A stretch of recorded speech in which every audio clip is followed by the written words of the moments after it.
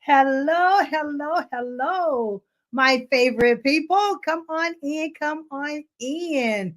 Be sure to tag someone and let them know that tonight is the life strategy show with your show host Maxine Pearl Phillips McCoy.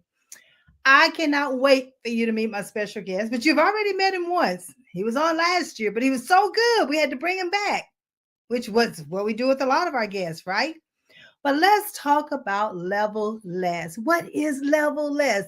Listen, did you know that 61% of Americans are ready to leave their job? That's right, their job. And why is that? Job dissatisfaction. And many times the job dissatisfaction comes because they're in a position that may not match their natural skills and abilities. So therefore, that's what we do here at Levelist. We help you to discover those everyday abilities and strengths that you were born with. Then we help you to define what success looks like for you. Afterwards, we're going to help you to design a strategy so that you can reach those goals and reach those achievements, and then develop yourself so that you can deliver with excellence. And why is it that we do this? We do this because success without levels enables you to remove all of the stress from yourself and not have to compete with anyone, not even yourself. So therefore, you continue to succeed on your terms, not what someone else dictates to you. So that's what Levelist does, and that's what we're all about. And you will be able to contact me at levelistco.com. You see at the bottom of the screen, you'll always be able to reach me there. But so much so far, what about me? But now let's talk about our guest. Our guest this evening, Frank. Frank Jordan is off the chain. And I say that because he was here last year, and he is a Black history historian and has written over 7 books. So he's a bestseller author. I can't wait to hear what he's going to be talking to us about this evening. And one of the things he's going to be talking about is the development of our youth. That's right, the development of our youth. And that's one thing that Levelist does. We work with professionals in transition and our students. We're talking about college and high school level. So let's bring Frank Jordan up. Come on down, Frank. Come on in, as they say. Let's let technology do what technology does. Hey, Maxine, how are you? And then we'll be able to see Frank, and we'll be able to have this phenomenal conversation. So don't forget to tag someone. Let us know where you're coming in, chiming from, and also put a question in the chat box so Frank and I can answer it while we're having this conversation. So how are you this evening, sir? Hey, I'm great now, Maxine. Now that I'm on this great show, how are you feeling?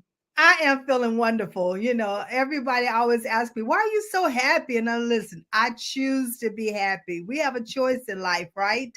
Right. And I always choose to be happy. Now, not everything is always peachy creamy, but you can always look at things on a positive light. I cannot wait to hear all of this great information you are going to be sharing. And I call them platinum nuggets, Frank. You already know that, right?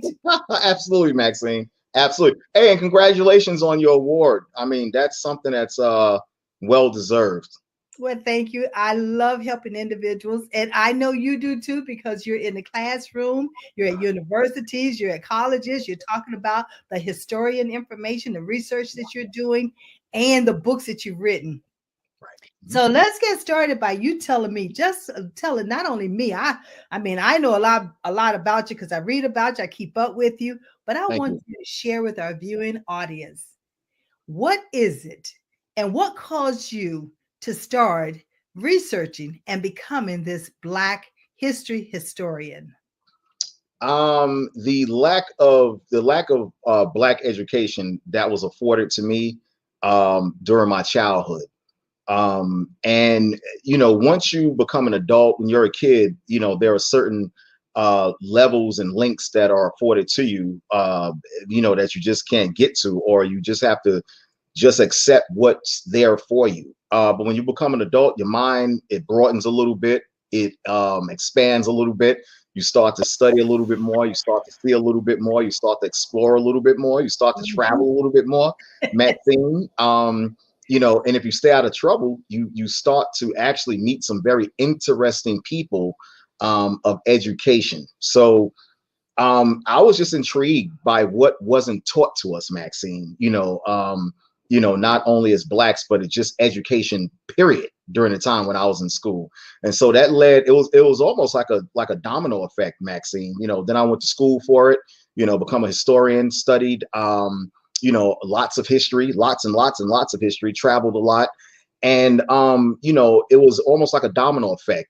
Just when you found out one thing, another door opened up, another door opened up. I started studying Roman history, I started studying ancient history, world history. Everything just pretty much connected and intertwined with what we have today here in America. Wow, that is so interesting to hear you talk about. And because what I'm hearing you say is about all the exposure that you were given and all the opportunities and experiences that you had an opportunity to also become a part of. And not only did you read about it, but you also were able to interact with it as you were doing the research. That's awesome. Now, how often do our young people get a chance to do that? Especially if you talk about social economics, can be a hindrance. And I know tonight we're going to be talking about development of our youth. So what Yes. are you going to take us with that?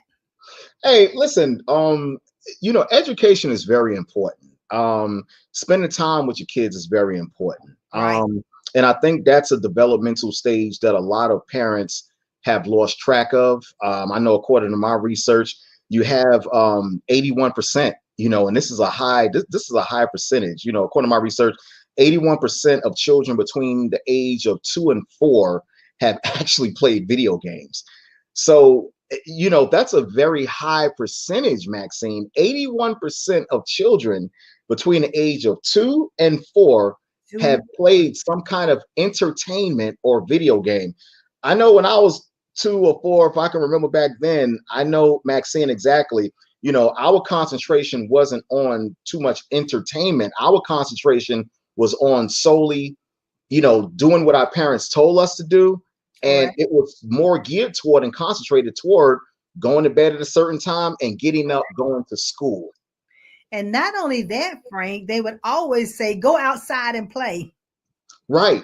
We didn't have the luxury of sitting around and, even sometimes even though we had a TV, but you only had a couple channels when I was at 2 and 4, Right. but so nowadays, we start talking about the kids and video games between the age of 2 and 4. Well, we got to still get them that outside, the experience, that nature, getting back to nature, because one of the things we talk about is always your natural abilities, the things that you do every single day. And this is where the parents can start observing what that child is really gifted at doing, even at that age between 2 and 4. You're right. You're right. 65% parents, 68 last time I checked, of parents don't spend enough time. You know why, Maxine, a lot of parents tell their kids to stay inside and they marginalize them to a video game is because parents don't have to do much.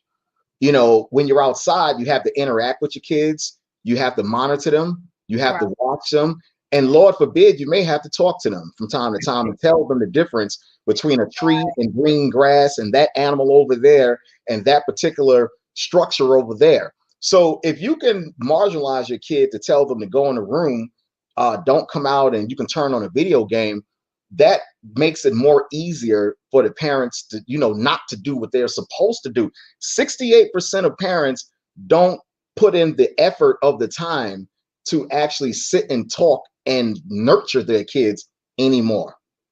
Wow, that's still a high percentage. Oh, 68 is still high, very high. We, absolutely.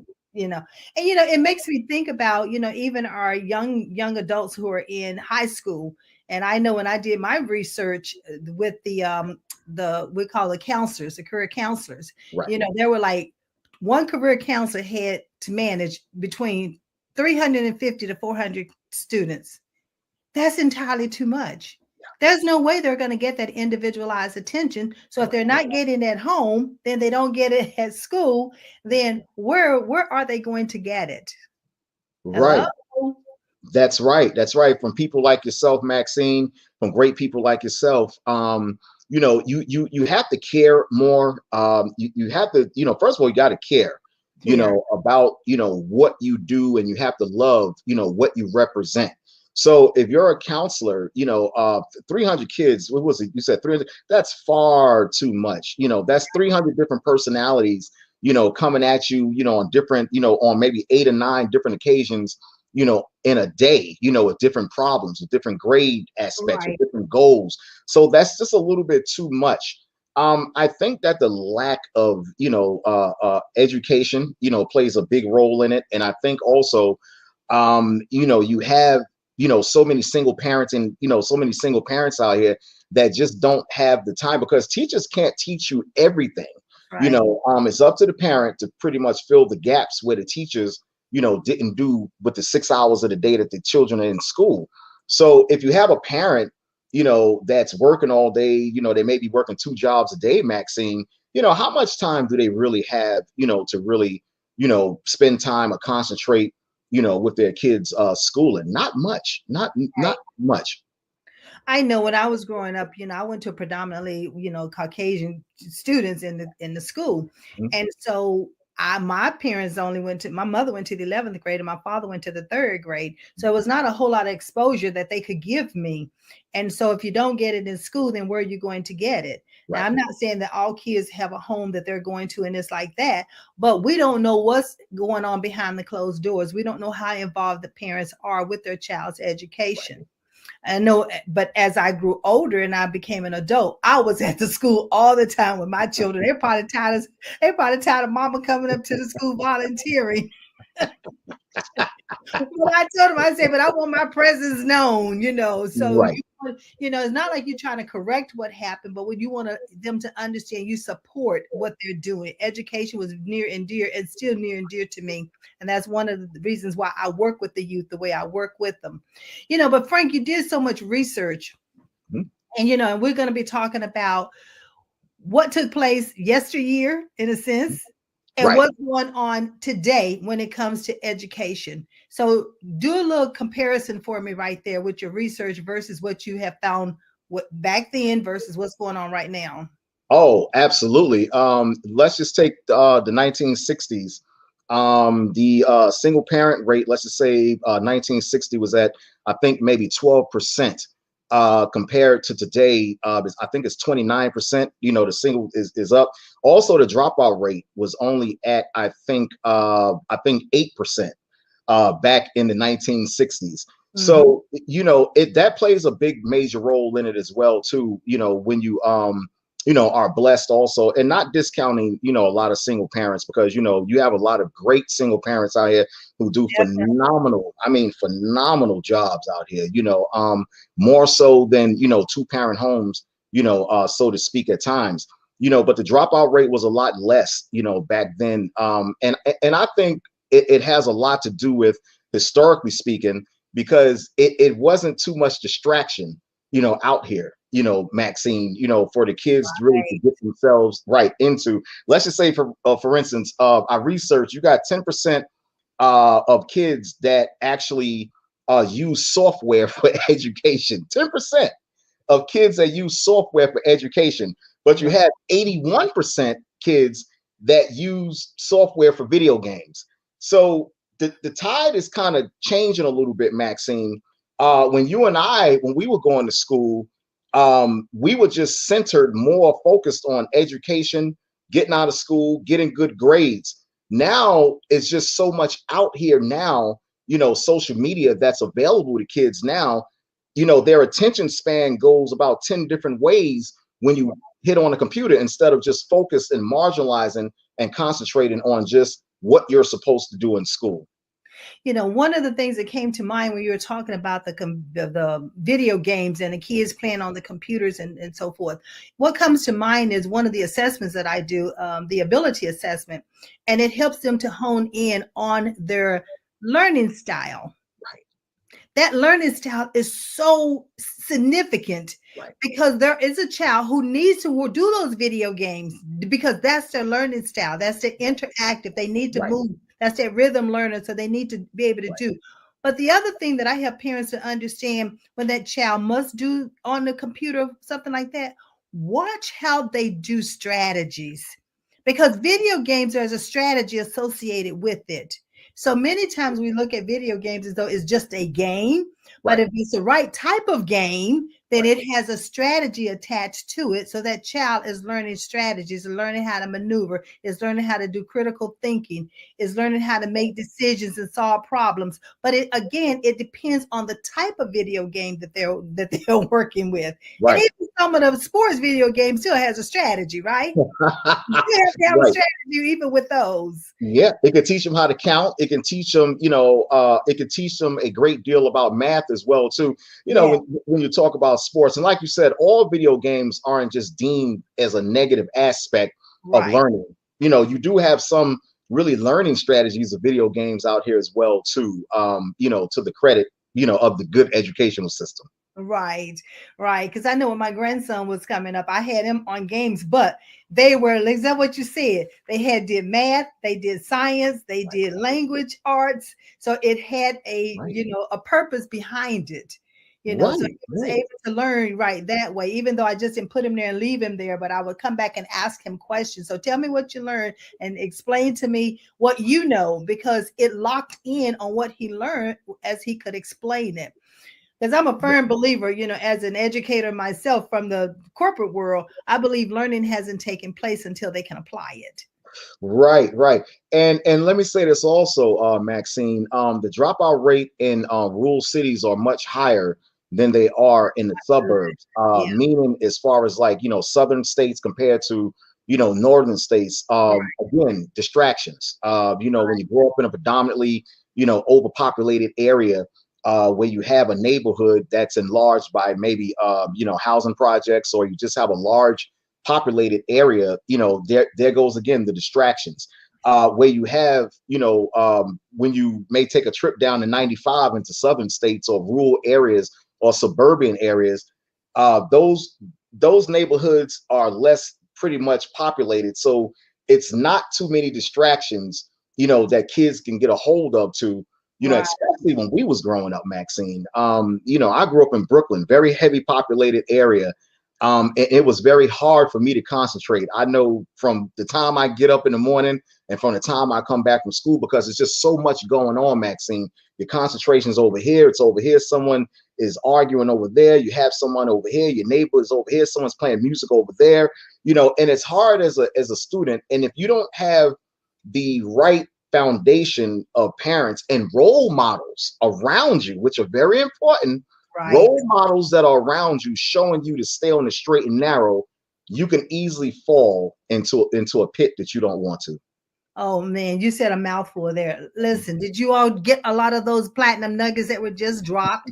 And what I gather from it, yeah, back then, back in the 60s versus where we're going right now. Yes, you did have the area was not as populated or concentrated, Right. but you also had sometimes isolation. So you Right. even have to be careful about the isolation piece as well.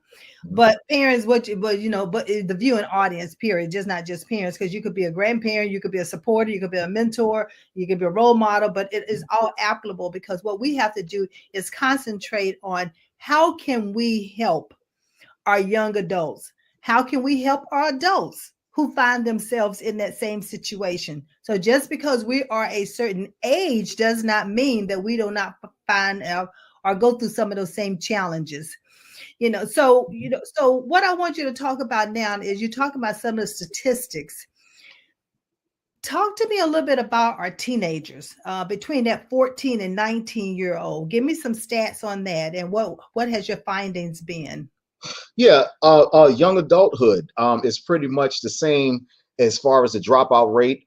You have a dropout rate now of between the age of 16 and 18, the dropout rate now is 39%. Compared to the 60s, it was just 10%. So again, these are young adults being influenced, especially now, Maxine, especially now. you have to really look at what's around them.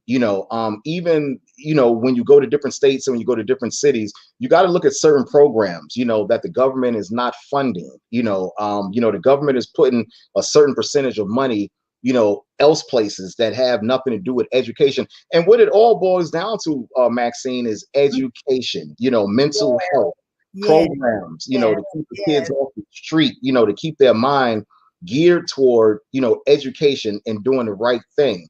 So you have young adults that are, and you have to make, sometimes, Maxine, you have to make things a little bit interesting for them, and you have to make things a little bit exciting for them That's to right. get their attention. That's right. You have to meet them where they are.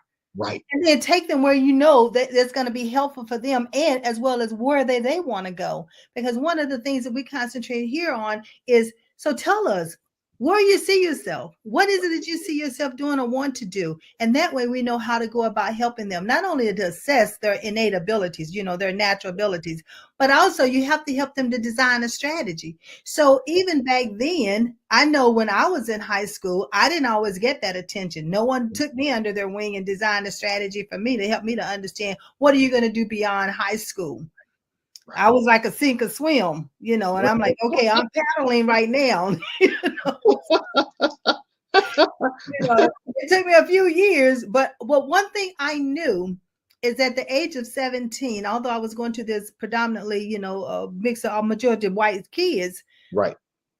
my GPA, they looked at it in a negative format. And they looked at it because I was a 2.4. Mm-hmm. Well, 2.4 is a low C, right? It's a low Right. C. Mm-hmm. But it didn't mean that I just couldn't academically recall maybe what was in the books because of my learning style. Mm-hmm. But I tell everybody, but I was an A student when it came to my everyday natural abilities that I was given with, that I received when I was born. Right. So that's what I used in order to propel me and move forward in life. And so that's one of the things we have to hone in with our youth, is to help them to understand, what are you naturally gifted at doing? What are Right. those strengths that you have? And Right. then let's move them in that direction, opposed to moving them in a direction that we want them to go. And then Right. they're rebellion, right? They're going to go to school, but they're not going to make any grades. Right. It's Right. just money down the tube and their time as well. So what do you say to that? Yeah, you know what? I couldn't agree with you more. Hey, listen, you nailed it. And one of the things I find is this, is that when I actually go and visit schools, or I go and lecture, at colleges, or I do a book signing, one of the things I do know is this, Maxine, and this is no, nothing, grueling enough, one thing I do know is this, is that when you are working with a certain demographic of kids, when it comes down to a race denomination, um, kids, they can relate more to a scientist, being more, that looks like them. It's like, Then it starts to be a little bit more cool when you find out that the GPS system was invented by a Black woman by the name of Gladys Mae West. right. The light bulb, and great inventions. So when they're looking at things that they can relate to and people they can relate to, now they're a little bit more interested, Maxine, because now they feel that if they can achieve that, my people can achieve that, Yes. so can I. You mean to tell me that a Black man invented the light bulb, and Tommy, so now your horns is going up a little bit. Now Yes. you're relating a little bit. And Maxine, that does help a tremendous amount. Tremendously. I never will forget that I was over my daughter's elementary school. I was the lead on the cultural awareness. Mhm. And we did Africa and African Americans for an entire month.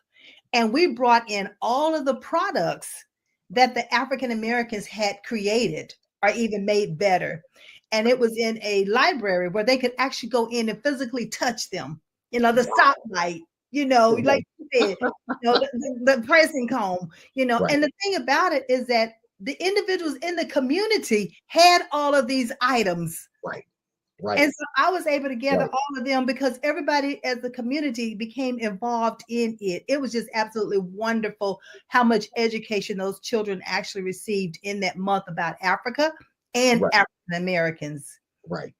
So Hey, you're Maxine, Maxine, let me say this too. Why do you think so many young black men enjoy the sport of basketball? It's because we see our people playing basketball at its greatness. So Great. you can just imagine just the more if they were shown how many black scientists there are down in NASA, how many great, counselors named Maxine Pearl Phillips, Come on. is here to help them. So they want to aspire that greatness just as they see it. So when Yeah. they see someone like LeBron James or Michael Jordan on TV, they're attracted to that. Oh my goodness, this guy is brilliant. He can play basketball.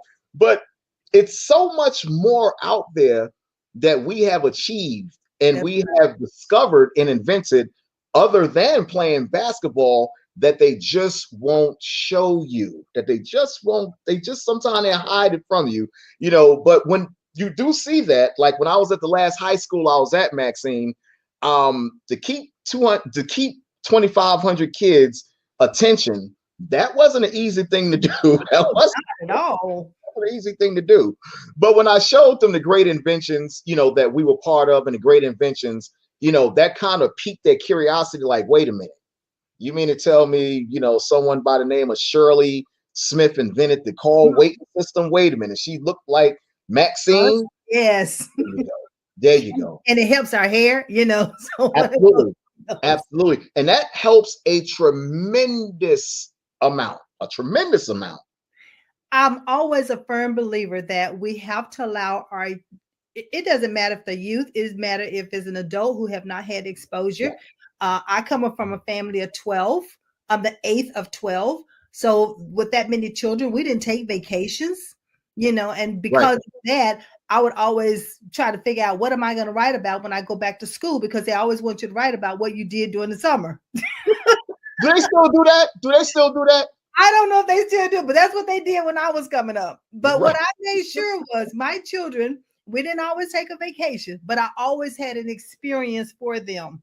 The library, the museum, or, go and work at a shelter, or do the March of Dimes, or do some kind of diabetes walk. Sometimes you give back that way, but I made sure that they had an experience that they could go back and they could write about and they could tell about how it influenced them and what impact did they make on the community. Very good. Hey, Maxine, that is excellent. That is excellent. One of the things I know, and one of the strategic things I know across my research, kids have to be, they're more prone to what they can see and what they can touch and what they can feel. Yeah. So there you go. So if you want to take the time to take kids, to a physical museum, take them to Washington, D.C., to the African American Museum, and let them feel, touch, and see the greatness of what they can become part of. And like you said, set up a strategy with the kids. Do you feel that you can be a great singer like Aretha Franklin? Do you feel you can be a great guitarist like Jimi Hendrix? Do you want to be a terrific scientist, a neurologist scientist, down in NASA?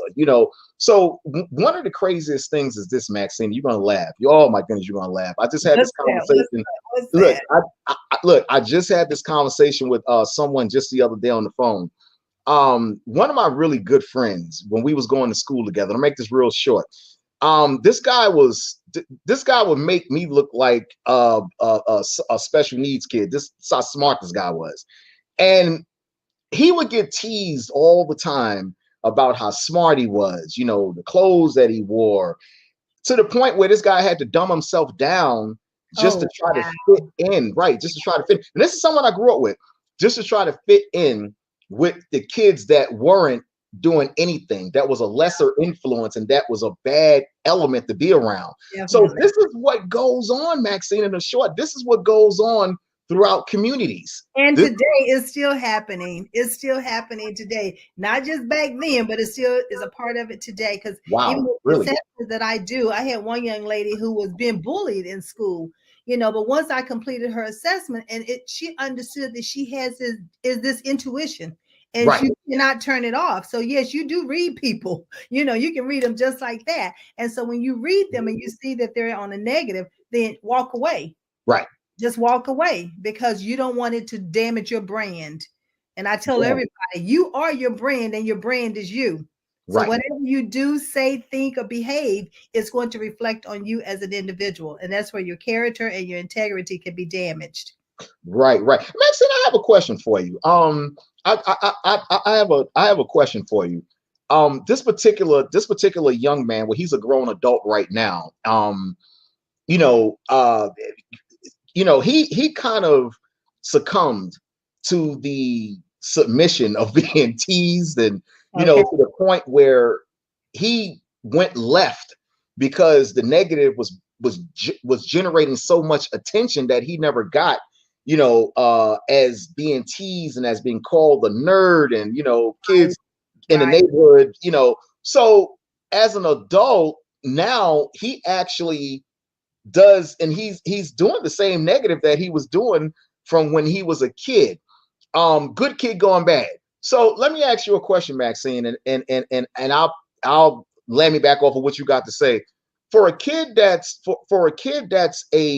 being teased because of their academic genius and their academic smarts, um, what advice would you give them to go around that, and what would you put in place for that kid to continue, without being academically bullied like that? Because it goes on.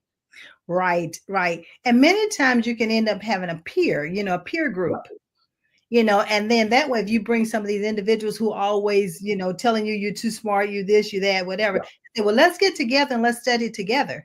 And then that way you're Yeah. sharing some of your knowledge with them, and then they can share some knowledge with you, and they'll see that they have knowledge as well. They might not be applying it, and they might even not know how to apply it. Right. So that's where the learning styles come in as well, because a child could have a gift and an ability, but if they don't know their learning style, because in a learning style, there's a couple things that happen. When you take in new information, you have to understand how to process it. Right. So then you can then use the information. I Right. always say, we always talk about get wisdom, but you get the wisdom, but without understanding how to use the wisdom, it's just like not having it at all. Right. And so it's Absolutely. the same thing with learning. I mean, I'm the type of learner. I tell everybody in a minute, I'm a visual learner and I'm a kinesthetic learner. Right. So when I like to see it, and I'm a colorful person, I want to see you do it, and then I'll do it after you, and then I got it. Right. Now, some people have to read. You Right. can't just tell it to them. You have to let them read it, then take them through the step by step by step. So it depends on the way that person learned. And so he can take his way of learning and help others or share with others in a group, a study group. And then when it comes to being in the classroom, he doesn't always have to raise his hands first. Right. He can allow others to raise their hand, and if no one knows the answer, then he can raise his hand and say, well, I think, when I read, this was my understanding.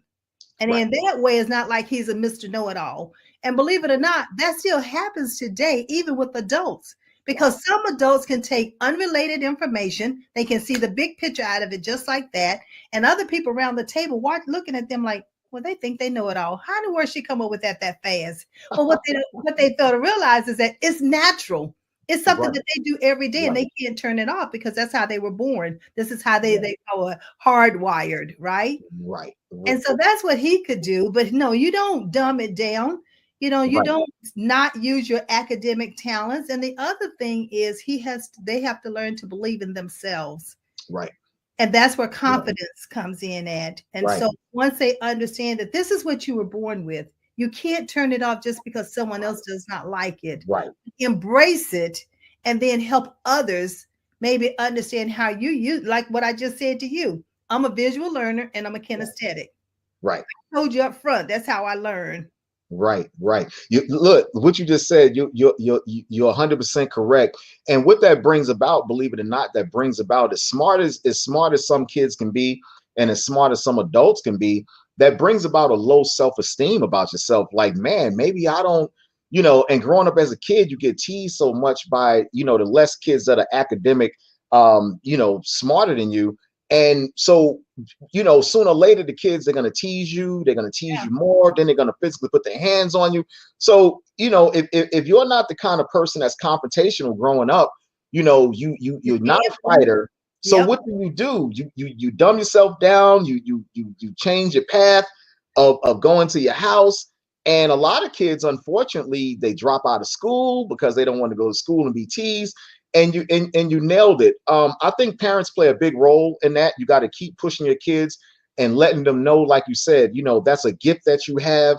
Don't never, minimize, and don't never downplay, your genius and your smarts for anyone. And parents have to stay on their kids, because if you don't stay on your kids, and let them know that it's nothing wrong with them, it's something, if you don't stay on your kids, that could put them into a depressive stage where Yes. And many things can happen. Yeah, and we always talk about mental health, right? Right. We always talk about mental health. And this is a way of improving the mental health of a child, is to be supportive of the child. And supportive does not mean that you have all the answers, because I didn't have all the answers for my children. But what I did have, I had an ear. Right. I listened. Right. I wanted to hear what they had to say. Right. And they didn't always agree with me, and I didn't always agree with them. But there was one rule in my house: no matter what, you must be respectful. Right. Absolutely, Maxine. And look, let me tell you something. Growing up, this is kind of veering off a little bit. Growing up, for some strange reason, in in the Black community, being smart isn't supported among your peers. Right. Being academically, great is just not cool, amongst us. For some strange reason, because everything starts at home, Maxine. Everything starts at home. The old saying, you see a kid that's, you knock on the door, you're going to see the same thing. So, you're going to see the same thing. But everything starts at home. Parents must be more supportive of their kids. Don't tease your kid. Don't call your kids out of their name. Come on now. Yeah. Right. If your kids are suffering with some kind of weight imbalance, and they don't give them the same thing that they're running from at school. Right. Always supposed to be that safe haven. Hey, dad. Hey, mom. Hey, mom. Hey, dad. Hey, I'm home. What you got for me? And if they're receiving the same exact thing, even worse, from their support system, that can turn really bad, Maxine. And not only that, you might not be able to sit down and have a full-course meal, right? Dinner. But I bet you, if you're having a sandwich and a drink, then still sit down and have a conversation. How was your day? Tell me about what happened today. Well, how did you react to it? How did you respond? Well, what did you think about it? Because what you're doing is you're teaching them how to make decisions. You're teaching them how to walk away. You're not saying take a slap, slap, slap, slap, slap. That's not what you're saying. But what you're saying is that you have the decision. You have the ability to make the decision. But what you do not control are the consequences behind your decision. Right. And when a child understands that at the earliest age possible, then our hope is that they would be making the better decisions, so that it would not become a negative impact on their life. Absolutely. Absolutely. And parents have to understand they have to be their kids' biggest role models. Yes. They have to be their kids' biggest role models. If parents aren't their kids' biggest role models, they're going to be guided somewhere else. Someone will be. Where they feel loved and respected. So if it's in a negative aspect, that guides them to gang activity where they feel loved and respected. And that belonging plays a huge role in a child's life. Right. And one of the things the reason why I started middle school, high school, is because they're at that fork. They're at that fork of the road. They can be easily persuaded, as they're going from middle school into high school. But if they understand that they already have these everyday abilities that they're using, and here's the strategy. So you tell me where you want to go. So I have plenty of them tell me they want to be in the NFL and the NBA, right? NBA. I'm like, okay, well, there's nothing wrong with it. Let's strategize for you to be there. But I also want you to do a plan B. Right. In the event we don't make it there, not saying that you're not going to, but in the event, if something should prevent it, then what's our game plan? What's our next game plan? Right. And if you always have that game plan ready and that strategy ready, then that's why I say levelless is about success without levels. That's right. You can be success without climbing those levels. That's right. You can define success and you continue to move forward and you believe in yourself and you're meeting those goals, you are successful. That's right. That's right. Hey, listen, you nailed it. And kids have to be rewarded as well, too. That's another level, too. Kids have to be rewarded for their good. I know when, you know, I was growing up in Brooklyn, there was a place in my neighborhood called the Navy. It was called the Navy Yard Boys Club. Okay. Now it's the Boys and Girls Club of America now. Yeah. But that place, I'm telling you, that place was in my neighborhood in Brooklyn, right in Farragut Projects, and Brooklyn is still there to this day. That place actually diverted the energy, the negative energy, and a lot of young men into doing a lot of things within that neighborhood that could have been, but it Right. diverted us because that was a place, you know, it was a community center. You know, we learned how to play pool. That was something I never had did in my life, play pool. They had Right. a they had a library, you know, that housed black books. Mhm. You know, they took us on trips. So, you know, within the community, when you get out of school, to have that energy go somewhere else, and you had counselors that was there, Maxine, that was asking us, you know, what do you want to do in life? What do you want to become? What do you want to do at the age of 8 and 9? That's a hard question to ask. I don't know what's out there, exactly. But Denzel Washington is a prime example. He went to the Boys and Girls Club, and look at what he has done in his life. And Right. he also used to follow his mother to her barber. I think she was a hairdresser, and he Hmm. would go there and he would watch and observe them. But at a hairdresser, what do? They tell stories. Right. They Right. constantly telling stories and interacting, and you got all these moving, all these expressions, and that's where he said he picked up a lot of his acting from Wow. observation, because he's probably a high observation person. So Right. that remember what I'm talking about, the learning style. So you got to understand, how do you learn? He could learn through hearing and what? Observing. Right. Right. Right. Absolutely. Absolutely. You know, and you know, diversity and being around different um, cultures and Right. being around different aspects of learning, it kind of broadens your scope a lot, and it kind of opens your mind, you It know, does. a great deal, other than just being marginalized to when you come home, you're to the bedroom and that's it. It's time, you know, sitting down, you know, with your kids, eating dinner with them, like you just mentioned, you know, even if it's just a snack, you're sitting down and you're asking them and you're monitoring them, you're seeing what Yeah. they're doing. Do they have any strange habits? Do they got any tattoos? Do they, you know, Did you weren't aware of? right. Are they having any kind of cuttings on, you know, cuttings in their flesh? You know, anything, you know, Yeah. that you can marginalize and you can monitor your kids. That's very important. That's very, very important, because if you ignore your kids today, today is something small, and tomorrow could be a lot greater. Problem could be a lot greater. And the other thing is, there's so many different organizations out here too. I know I'm the career coach, and they can come to me for the coaching and the consulting and the learning styles and test taking, note taking, and all of that. But there are other organizations out here like the National Black MBA. Okay. They are there to also help advance. You got the 100 Black Men. You got some of these Right. other for the female, the That's women right. groups. So you got some parents. There's so many different opportunities out here that we can Mhm. allow our children to have the exposure. And not only children. Now I work with professionals in transition as well. So you're a career person and you're in transition and you're not sure what you want to be when you grow up. Right. Don't let no shame in your game happen.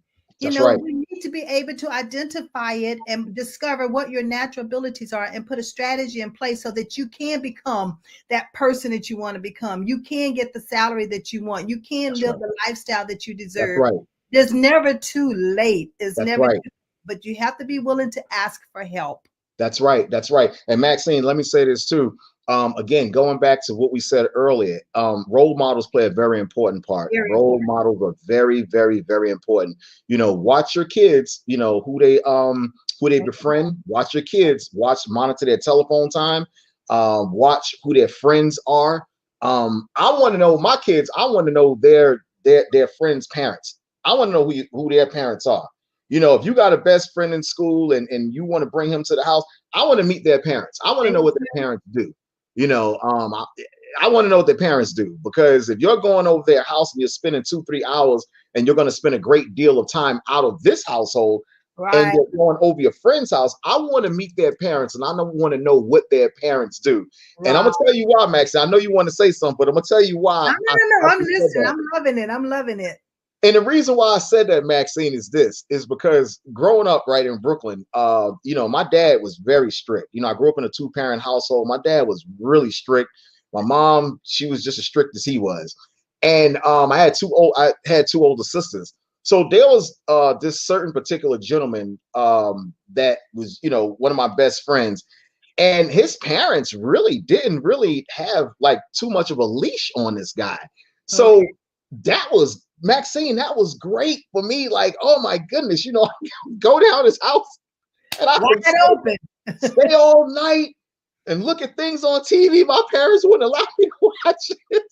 But Maxine, that was great. That was great. I So, know. I know.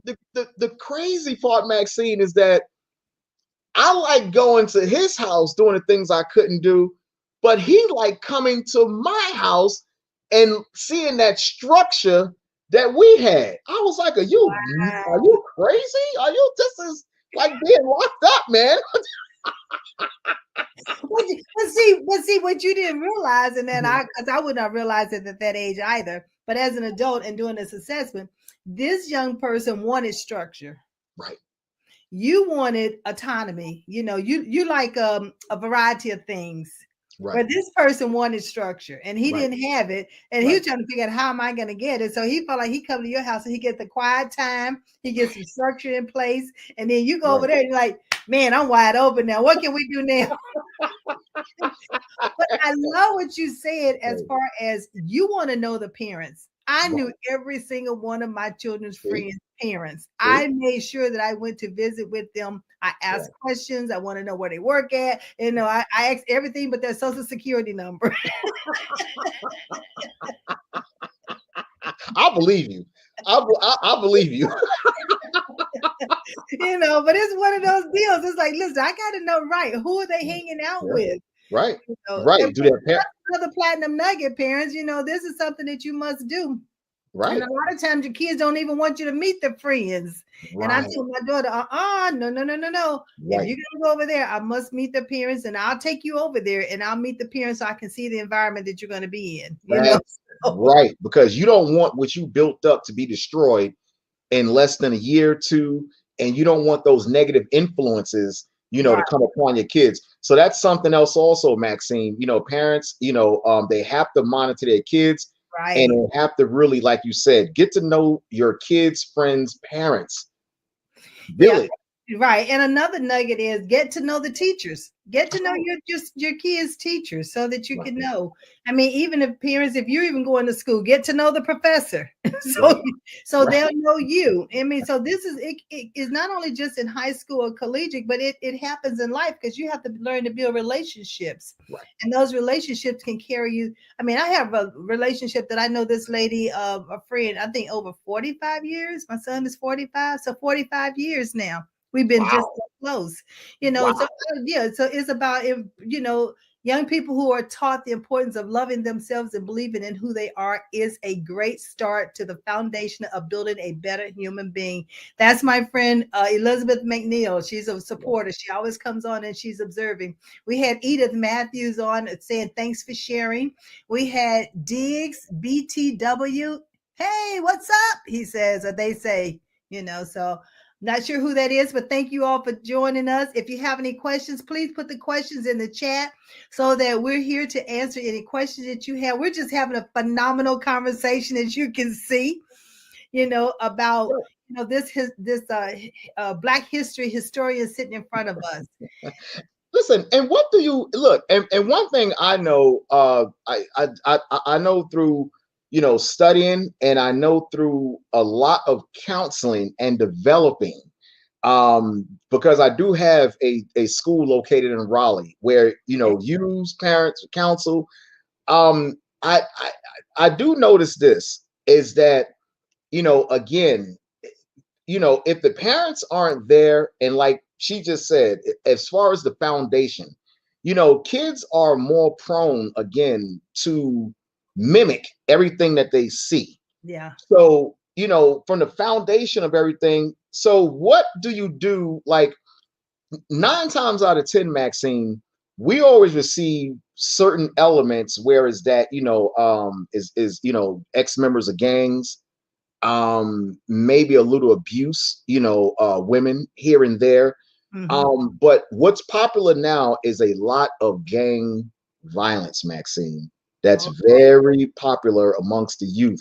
Um, and like you said, to feel belong, to feel belong. Here it is, you have 6 and 7 guys, that's standing on the corner, they're uniformed in a certain color, an Right. area of color. Either I join or they're gonna force me to join. So what would be your advice, Maxine, to a youth, that's facing that kind of balance of a decision? You're going to have to talk to the parents first of all. You're going to have to open up and talk to your parents. If there's a counselor at school, you're going to have to talk to that counselor at school. You have to make it be known, what's going on and what your observation is. As Elizabeth said, it's like a code of honor to be in a gang, and even though you're going to jail, but you got to understand, to what degree are you going to commit? We often talk about, we got away from slavery, right? Right. But if we're not careful, we're putting ourselves back into a different form of Oh, slavery. oh yeah. Oh So yeah. we have to help them to understand that as well. And it can happen to anybody at any time and at any place. Just as a constant, you said something earlier about that walk to school, that constant pathway walk to school, and they Mhm. see you constantly walking. And all it takes is that one time that they see something that you have on that they want. You Right. just never know how it's going to happen. So parents, you have to be aware of that, because many times we want to put our kids on the bus, which is nothing wrong with that. Right. But if they got to walk a far distance to get to the bus, then it's something we might need to want to rethink. Right. Right. Right. How can we handle that? What can we do differently? Because sometimes kids are placed in positions that they don't want to be in, but they're just faced with it. They walk into it and it's there because it's a day in and day out thing, and they go to school 5 days a week. Right. And there's a Right. pattern that's being noticed. Right. Right. And, So yeah, no, no, no. You're absolutely correct in what you said, and what a lot of people have to understand also is that ignorance is glorified in the society. mhm, From the way that you have to use the way they made wear their clothes at a certain attire, versus you have to always show your kids what's the flip side and the opposite of what they admire. Let's yeah, just say, for instance, they admire certain gang violence and certain gang activity. You have to show them the outcome, okay, of she said she was raised in Brooklyn, and also, wow, really? it was a cop. So she said you can add it too strict, Wow. not as hers. So yeah, Hey, look, let me tell you, look, let me tell you something. That's a coincidence. That's a sure coincidence, because I used to work for the New York City Police Department for 12 years in Brooklyn. That's a coincidence right there. you And might or dad. Yeah. right. And you have to always show the kids the flip side to the outcome of what will happen if you continue to glorify this, Maxine. Yeah. It's all fun and games now because kids are drawn to fun. Kids are drawn to, things are glorified. I grew up in a neighborhood where you had guys that went to juvenile correction as kids, and that was something that was glorified in my neighborhood. Oh my goodness, this guy, he did, 3 months in Spofford. Elizabeth know what I'm talking about. Spofford juvenile home in the Bronx. Okay. And that was something that was glorified when I was growing up. And luckily for my dad, he was one of those law guys too. Right. So he showed me the flip side of what would happen if you did the same thing is Mr. Gonzalez, Right. he's glorifying it. This is what's going to happen if he keeps doing this. So you have to give them that balance, Maxine. You just can't leave things open-ended for your kids. You got to say, hey, that's fun for now, but here's the result right here if you keep doing this. And it's not going to be Exactly. good. And I think about you. We talked about experience. We talk about awareness, and I think that's where sometimes the legal side, the criminal side, and things like that can be shown at an earlier age as well. Right. Not wait until it happened, and then we want to show them all this. Right. Then it's too much for them to comprehend. Right. Whereas it is gradually given to them and shown to them and given that experience. I never will forget when I had an opportunity to go into the judge's chamber, and see what that looked like. Right. That was scared enough. I mean, that was enough, being in the courtroom and in the judge's chamber and hear the judge talk about some of the cases and things like that. Right. was like, I don't want to be here. I don't want no parts of that, but that was shown to me at an early age. And I knew I didn't want any parts of that. So I made sure I did whatever it took not to get there. Right. Yeah, and everybody has a mind like that. So we have to understand, how are they thinking? How do they make decisions? How do they problem solve? And so that assessment that I'm talking about help us to understand all of that about these youth at the earliest age possible. We just have to get them to take it. And we have to get parents to understand this is something that's out here, and it's not a self-assessment. They're not answering questions. So they might look like they're playing a video game, but it gives them an opportunity to become engaged. And the whole objective is for them to understand who they are from their core. And if we can understand who we are from our core at the earliest age possible. Right. Because we have maestros who are in music and they're only 5 years old. Right. So it's possible. At my age right now, I'm just learning how to play the trumpet, Maxine. I'm not musically inclined at all. So neither am I. At my age, I'm just learning how to play the trumpet. The piano soon to follow. Right. Listen, what you said, you're absolutely correct. I can remember when I was a kid, my dad came home one day, he had a pamphlet, showed me needle marks on a heroin addict. Don't you never be like that. Scared the living daylights out of me, Maxine. And from that moment on, I said, I will never in my life even smoke a cigarette. So when I was young, that put fear in me to stay away from drugs. Parents, they have, this is a great strategy as well, too, in a nugget. Have those kind of conversations with your kids. Do not be afraid to have a certain type of conversation with your kid. The younger you start with your kid, the better. It's going to be a little challenging and a little difficult to have a certain conversation with your kid at the age of 18 when they're almost on their way out, because now they're going to look at you like, we never talked about this before. Why are you talking about? And they're going to feel uncomfortable. You're going to feel uncomfortable. If the conversation is going to be forced, it's not going to be natural because you never did it before as a parent. You never started it. Weave that basket as soon as they're small, okay? And when they get a little bit bigger, it won't seem foreign to them, like, oh, we talk about this all the time. Hey, this is natural. This is a natural conversation. And they will respect you a lot more. Have those type of conversations with your kids, because if you don't teach them when they're young, it's going to be very challenging and very difficult to sit down and discuss certain things about life with your kids at an adult age. They're going to be looking at you like, you got to be kidding me. I'm 21 years old. Right. Well, I'm gonna be having a couple conversations with some of the police departments about the same thing. And Elizabeth just brought up a good point. She said, I think perhaps creating a community with those who are incarcerated and have been rehabilitated to come into the schools and tell their stories. It's nothing like hearing a fresh story or a story that someone has already experienced. And that's one of the reasons I feel like it helps me when I'm working with the youth, is because I've not been incarcerated or anything like that, but I have gone through a lot of experiences. Right. And when they tell me, it's like, I'd be transparent with them, and the thing about it is that it's confidential. But I tell them all the time, but I must report if there is something by law, I must report. So it's not confidential to the point that whatever you tell me is going to be total secret. But by law, if I'm responsible for reporting it, then I must report it. But I love what Elizabeth is saying, is have those conversations, have those individuals who have those stories, who can tell the stories firsthand, what it's like. And who could probably even say, I didn't listen. My parents tried to tell me. My mentor tried to tell me. The teacher tried to tell me. But I had my own way of doing things because I was indispensable. Right. I was going to get caught, And then hey, Maxine, you say you didn't listen? You didn't listen? I listened. They might not have. I was scared as I don't know what. They used to call me scaredy cat. She's a scaredy cat. I'm like, that's okay. I'll be a scaredy cat. Listen, Elizabeth she's absolutely correct. Point. Yeah, she's on point. She's absolutely correct. And that's a conversation as well, too.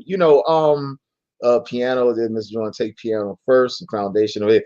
Yeah, I've actually had a piano for probably over 15 years. I bought it for my sons years ago. I think they touched it probably 3 times. It's just a piece of furniture now. So now, I want to learn how to play the trumpet now. So, with the little bit of wind that I do have left, I'm gonna try to put my effort into that.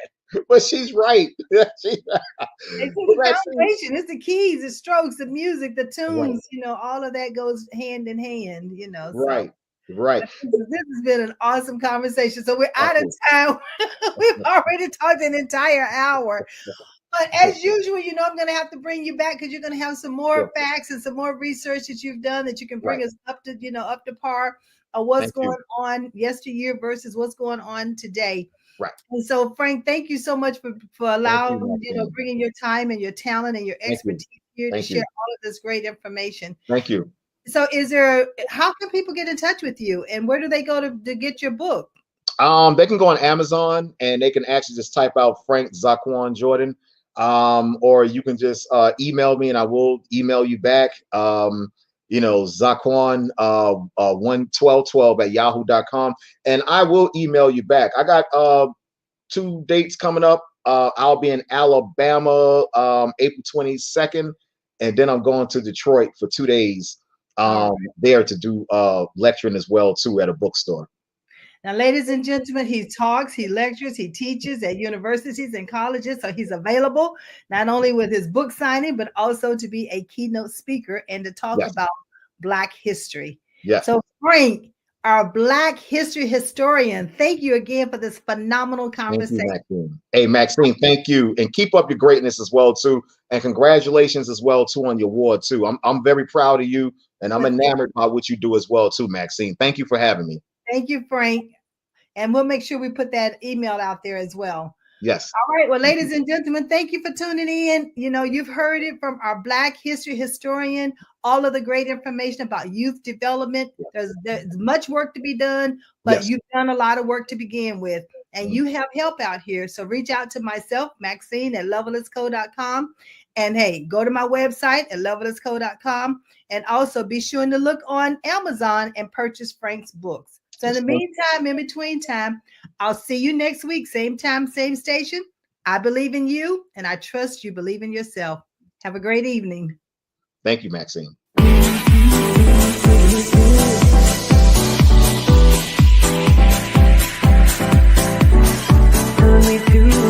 Taking a chance.